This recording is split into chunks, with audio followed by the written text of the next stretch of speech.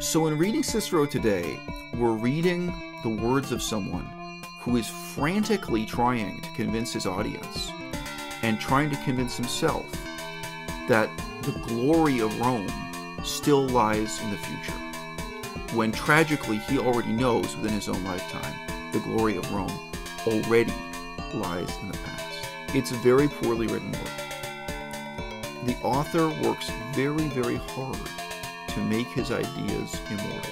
All of the moments when Cicero as an author is trying to be the most earnest and the most awe-inspiring, to summon up this great sense of religiosity and of historical depth of importance, is when today it is just laughable. He's not offering you democracy.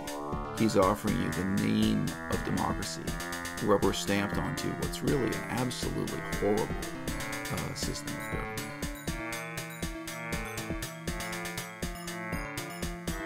For a lot of you, this may sound like it comes out of left field. There's a politically loaded phrase. Right out of left field. If we're going to have a sincere discussion about the legacy and influence of Cicero, I think we have to start by asking, what is the value of an aristocracy? What is the role of aristocracy in our society supposed to be? And then what did it ever mean to these historical authors? So to give you guys a quick recap, Cicero is one of the most influential political philosophers in the history of the world. And today, nobody reads him. It's kind of mind-blowing. We had real difficulty finding a copy at the library. We went to the library. You will have difficulty even finding a consistent title for this book.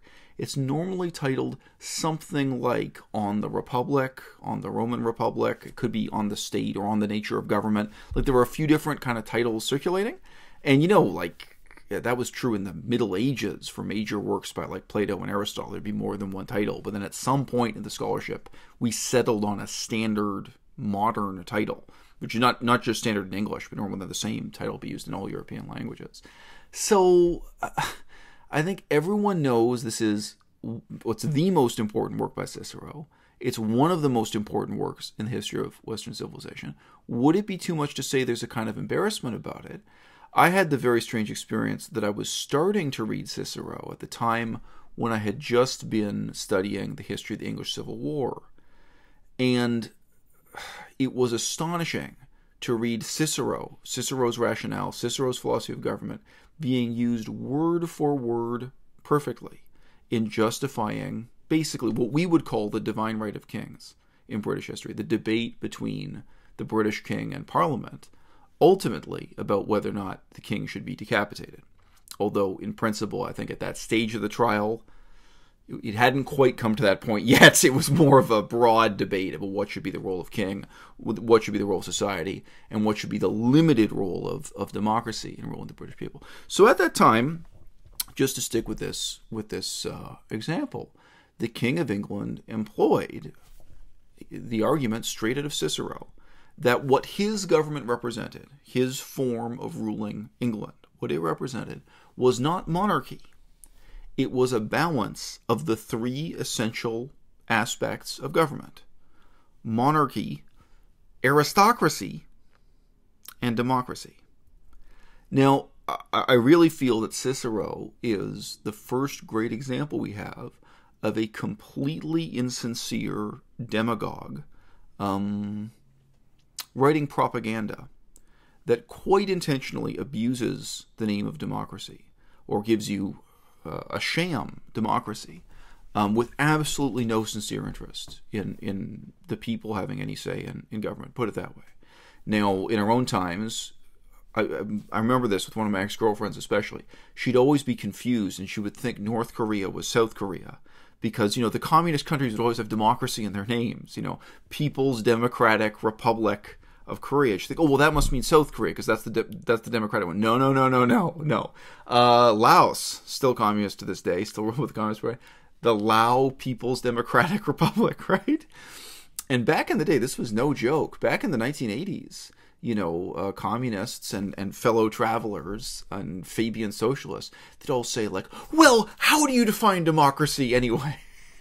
Yeah, Right. So there was a lot of really insincere, propagandistic, one-sided, selective definitions of democracy during my youth, in the era of the kind of fever pitch contest between capitalism and communism. And very, very little of that discussion was sincere. To give a contrasting example, by the way, in the autobiography of Richard Nixon, President of the United States, an autobiography hilariously titled "No More Vietnams," meaning no more wars like the Vietnam War. He remarks, well, a lot of people said that when we had this colony, when we occupied, when we dominated part of Vietnam, it also wasn't a legitimate democracy. And he responds to this criticism, I'm paraphrasing, of course. He said, well, when we controlled Vietnam, there was some democracy, and there were some elections. Maybe they were badly flawed, maybe they were legitimate. He said, but after the communists took over, there were none. That's about as honest as Richard Nixon gets. That's about that particular historical figure. That's as honest as he's going to get with you. So my point being, on both sides of the Cold War, there was a lot of very insincere manipulation of the concept of democracy. Now, I disagree with Aristotle about the nature of democracy. I disagree with Plato about the nature of democracy. I probably disagree with Socrates about the truth be told. We don't have that much to go with. Definitely, Thucydides. I have more respect for Thucydides than maybe any other single author from ancient Athens. I totally disagree with him about the core issue of democracy.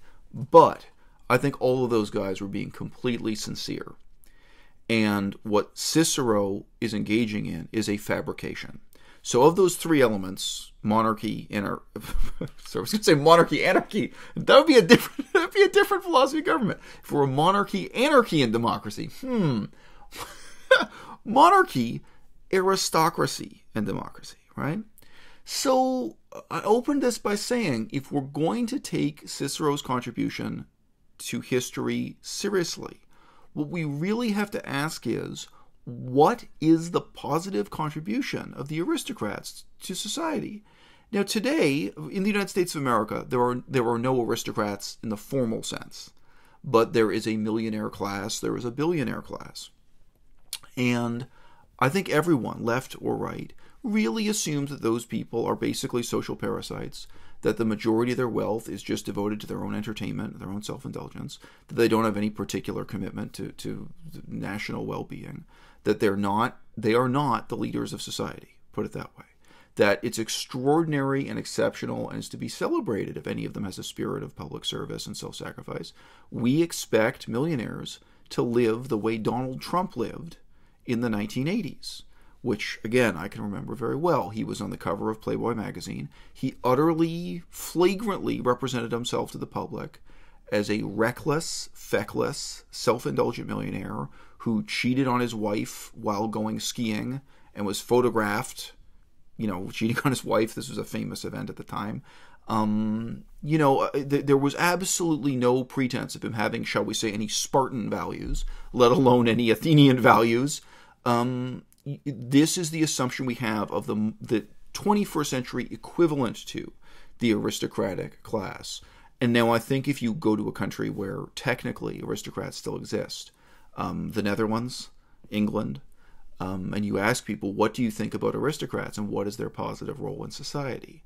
You're going to get a lot of confused silence. What? So what, people who just happen to own land because their ancestors were wealthy, why would I expect anything positive from them? Well, in England, they still fill the House of Lords. They have two chambers of government there, the equivalent of the Congress and the Senate.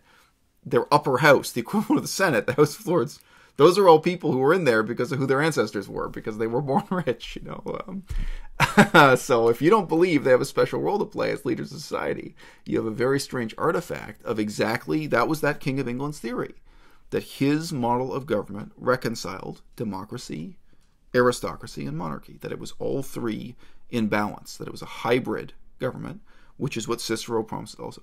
Now, however, if we go back to that era of the English Civil War, I think this is one of the distinctive elements of modernity in contrast to pre-modernity, Middle Ages, Renaissance, etc.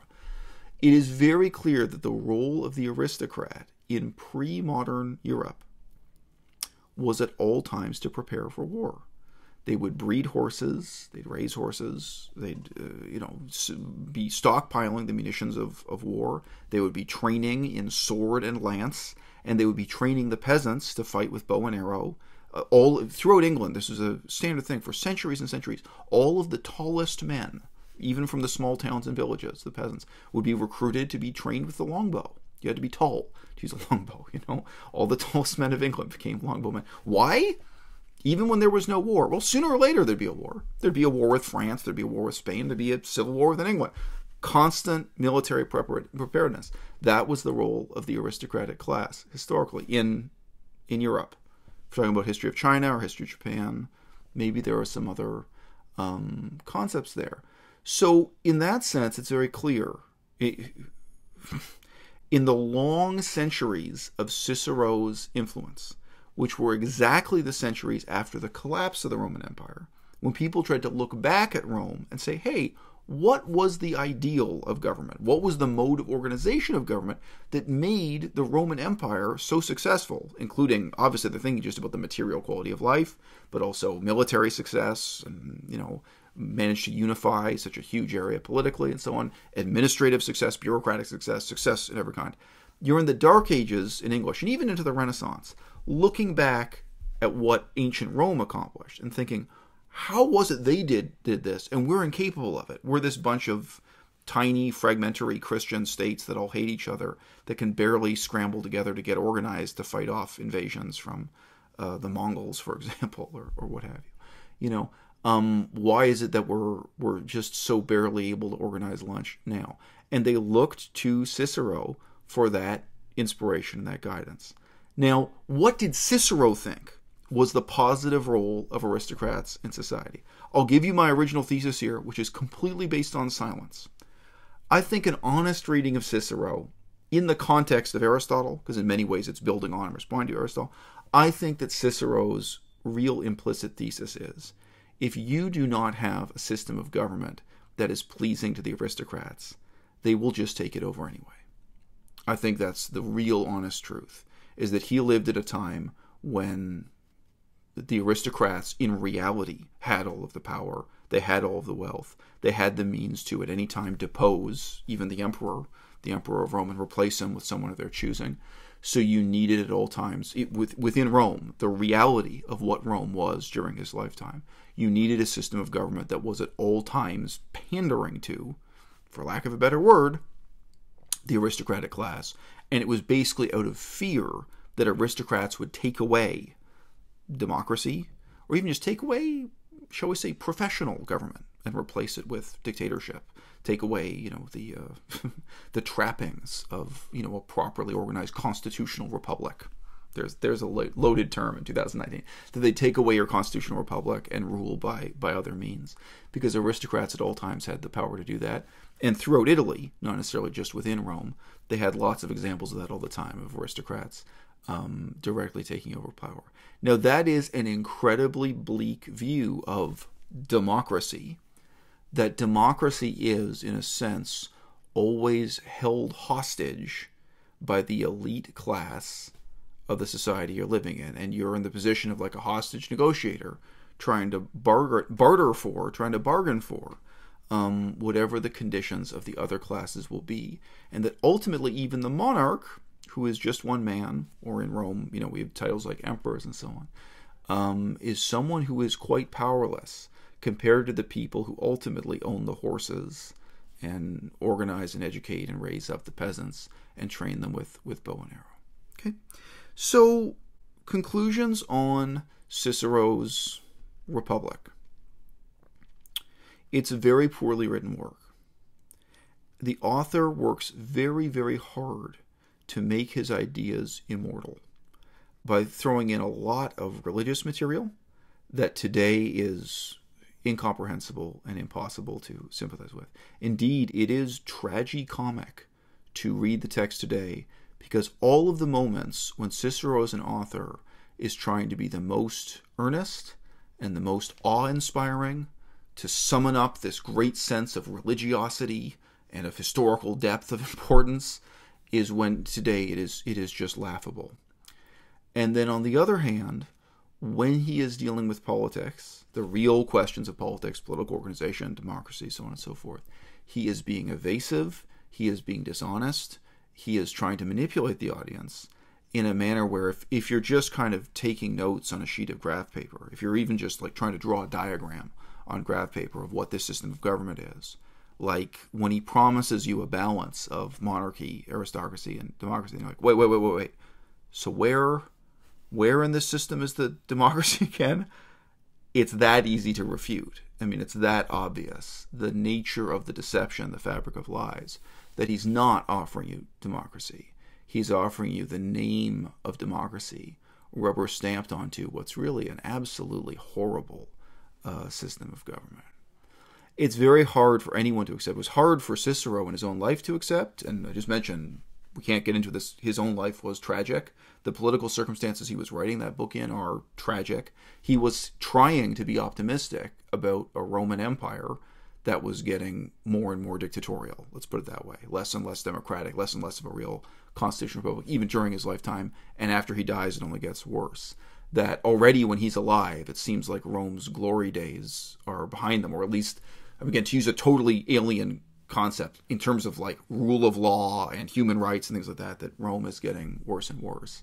The small role for democracy is disappearing. So in reading Cicero today, we're reading the words of someone who is frantically trying to convince his audience and trying to convince himself that the glory of Rome still lies in the future, when tragically he already knows within his own lifetime the glory of Rome already lies in the past. It is certainly mysterious. It's not that it's mysterious. It is hard for people to deal with today, the idea that Rome was quote-unquote great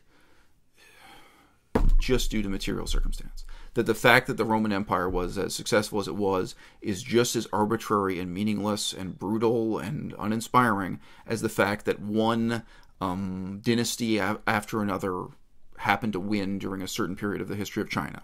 It's very difficult for Europeans to study the history of Europe with that level of detachment, where they're even willing to look at Rome as a phenomenon, as something amoral, if not immoral, as a disaster rather than a triumph. But to really examine Cicero and the legacy of his influence on Western European civilization, it is every bit as sickening as studying Communist Party documents that completely insincerely try to convince you that the reason why they're torturing people to death and throwing them in prison for asking for elections, the reason why nobody can ever have elections, even though the Constitution of China promises you elections, promises that everyone can vote. Same with even Russia after Lenin's revolution in 1917. The reason why they were hunting down and murdering everyone who participated in the elections, that the reason for that is democracy. It's just as sickening to study the original text and the influence of the sham democracy that Cicero propounded as it is to study the sham democracy of historical communism.